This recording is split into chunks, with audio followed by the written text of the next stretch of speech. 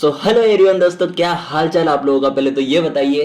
दोस्तों आज है हमारा 1000 वीडियोस की सीरीज का 167 नंबर का वीडियो। फ्रेंड्स, आज जो मेरा क्वेश्चन है वो है find the Laplace transform of sine root T. अब देखो यहाँ पे साइन रूट टी है, अगर यहाँ पे रूट नहीं होता तो हम साइन ए टी का लाप्लास ट्रांसफॉर्म जो होता है वो हम डायरेक्ट फॉर्मूला अप्लाई कर सकते थे, जो कि क्या होता है ए अपॉन में एस स्क्वायर प्लस ए स्क्वायर। आती है इतनी बात समझ में।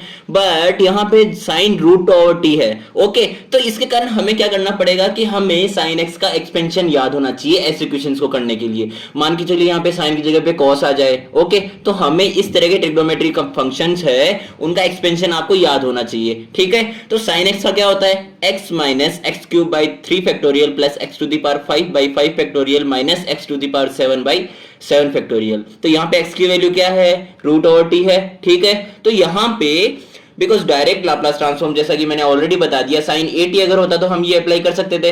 अब यहाँ पे साइन रूट टी के लिए हमने एक्सपेंशन को ओपन किया है, तो यहाँ पे रूट टी आ जाएगा एक्स की जगह पे। तो यहाँ पे root T minus T to the power 3/2 हो जाएगा एंड 5/2 हो जाएगा, 7/2 हो जाएगा। ठीक है, क्योंकि 1/2 है ना एक्स की पावर, टी की पावर 1/2 है, तो हमारे पास 3/2 5/2 एंड 7/2 हो जाएगा एंड एक्स की जगह पे आ जाएगा T and divided by 3 factorial 5 factorial and 7 factorial as it is.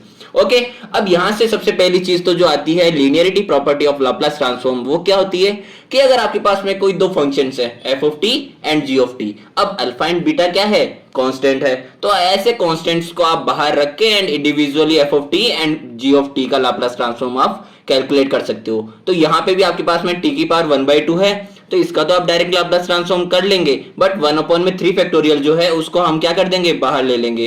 तो एज इट इज जैसा मैंने कहा 1/3 फैक्टोरियल को हमने बाहर लिया and Laplace transform of T to the power 3/2 and as it is Laplace transform of T to the power 5/2 and 7/2। ठीक है, तो यहां से फर्स्ट ऑफ ऑल तो Laplace transform of T to the power N हमने जाना था।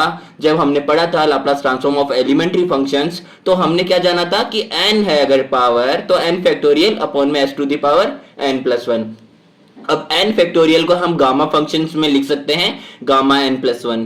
Okay, तो गामा n प्लस 1 अपॉन में S to the power n plus 1 भी हम इसको लिख सकते हैं। सो यहां से अगर मैं इस चीज को अप्लाई करता हूं तो मेरे पास में जो लाप्लास ट्रांसफॉर्म निकल के आएगा वो आएगा, यहाँ पे क्या है 1/2 है, तो 1/2 प्लस 1 क्या हो जाएगा, गामा 3/2। 1 प्लस 1/2 3/2 होता है ना, and divided by s to the power 3/2 minus 1/3 factorial, again 3/2 plus 1 क्या हो जाएगा, gamma 5/2 and s to the power 5/2 plus 1 factorial and यहाँ पे 5/2 प्लस 1 क्या हो जाएगा, gamma 7/2 and divided by s to the power 7/2 minus 1/7 factorial and 7/2 plus 1 क्या हो जाएगा, gamma 9/2 divided by s to the power 9/2। Okay, अब यहां से हमें इसको सिंप्लीफाई करना है, तो देखिए हम कैसे करते हैं सिंप्लीफाई।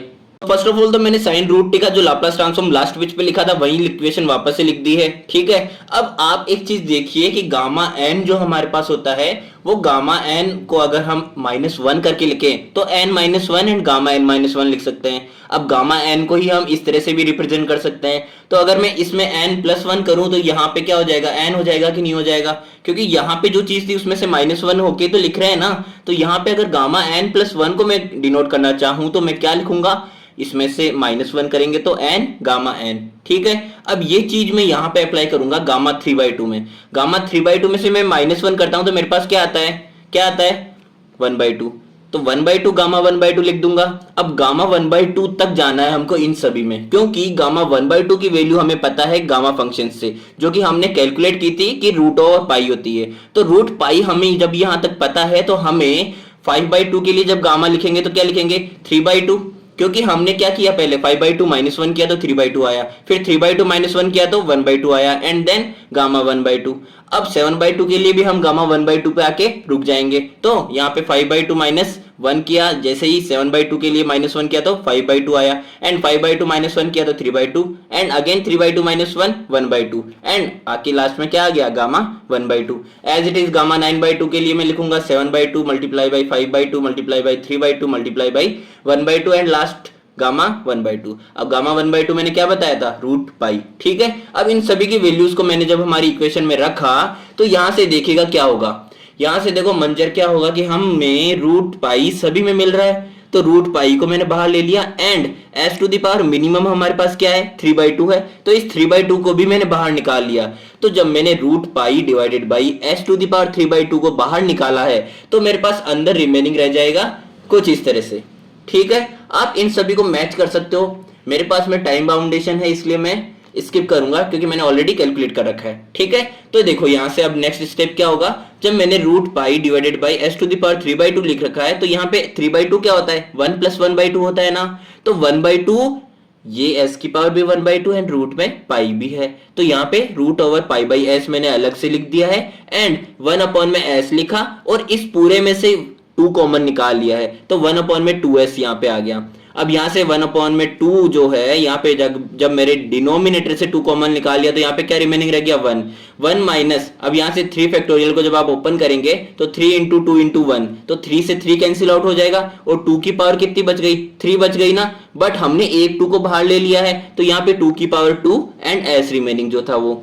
अब यही चीज मैंने आगे तक इन सभी में किया है, ये जो 2 जिस पे मैंने सर्कल कर रखा है ये आपको ये रिप्रेजेंट करने के लिए कि इस 2 को हमने बाहर निकाल लिया है।